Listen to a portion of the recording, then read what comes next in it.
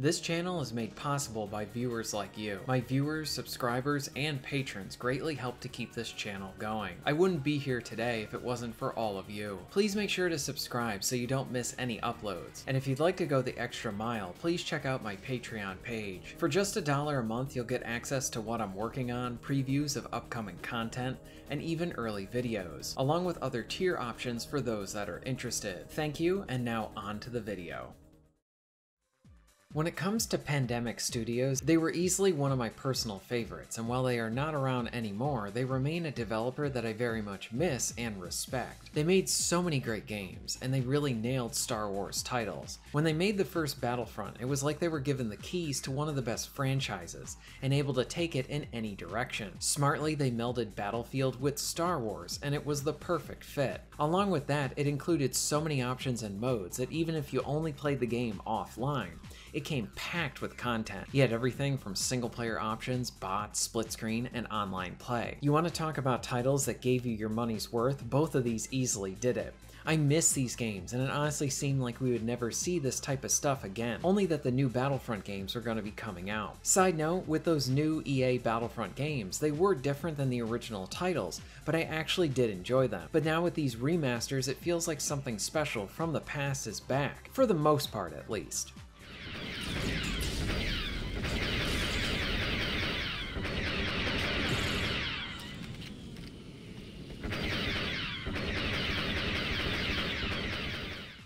So the most important question is that, do these games hold up at all? Yeah, they do, very much. Sure, there are dated aspects to them from some of the visuals, especially if you're expecting something more modern, but the games have a lot of heart and still feel great to play today. When I first booted up the collection, I went right into instant action and got right into the fun. Levels look, feel, and sound right from the films. Plus, I love how all the music is taken from the films. This is not the type of game you need to make original music for. It is a celebration of the series and all of its battles and action. So it's John Williams all the time, and I love it. I tend to change the sound settings so that the music is louder than anything else. Plus, Battlefront 2 includes many tracks from Revenge of the Sith. I do really like the shift in player empowerment, depending on what and who you are controlling. As a soldier using one of the standard classes, you have your strengths and weaknesses. One might be good at taking out structures and vehicles, whereas another is better suited for long-range fire.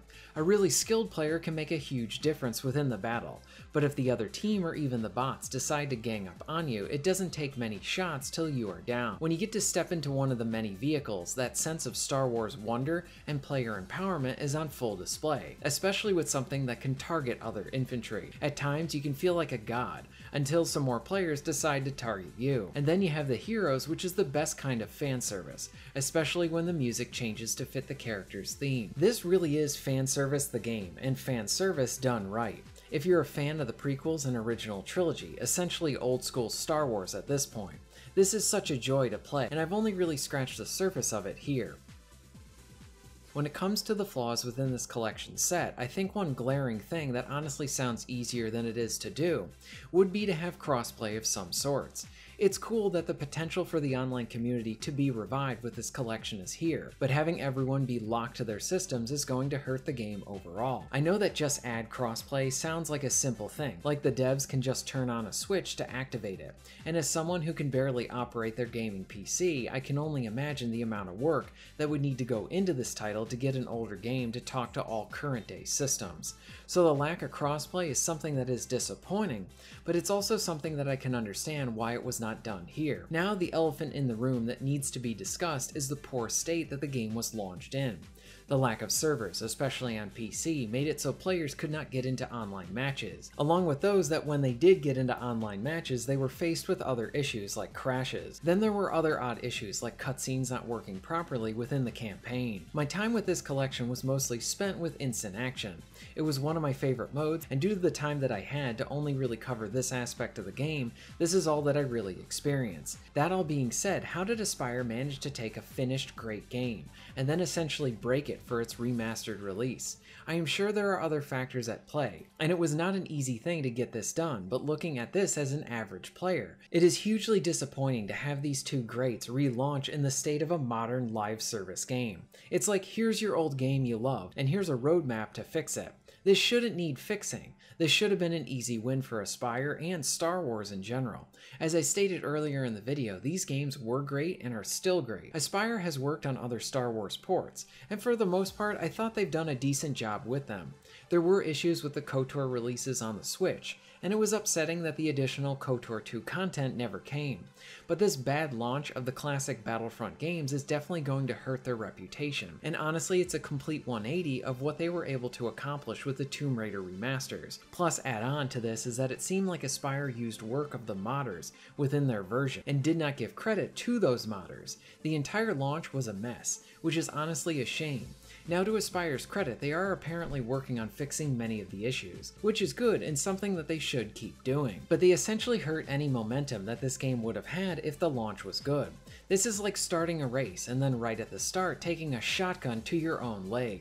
Especially if you're trying to get the online community going for these games, the launch has to work. Because I'm sure many people looked at this or experienced the issues and have now moved on to other things.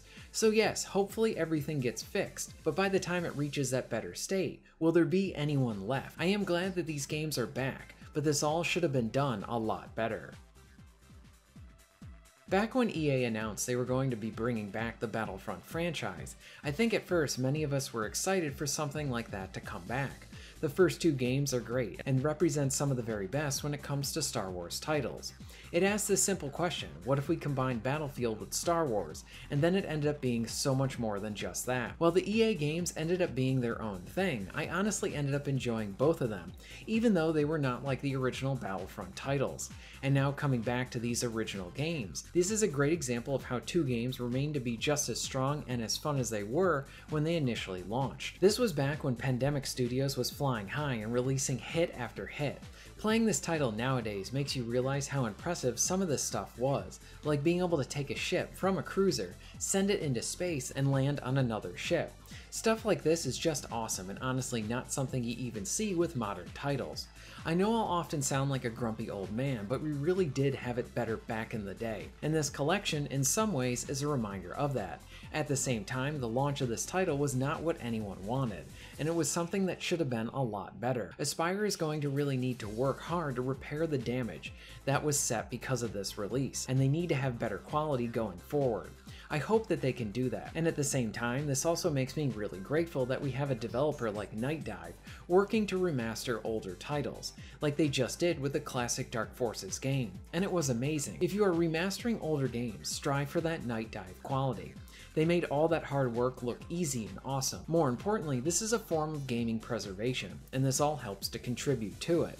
We just want it done well. Let me know if you'd like to see more videos on the Battlefront games and Star Wars titles. Did you play the Battlefront games when they originally came out, or is this your first time with them now? Let me know all of this in the comments down below. If you're interested in being notified of new videos, please hit the subscribe button and bell. And if you would like to support the channel and get early access to content, please check out my Patreon. All of the links will be at the end of this video and within the description. And thank you very much for watching.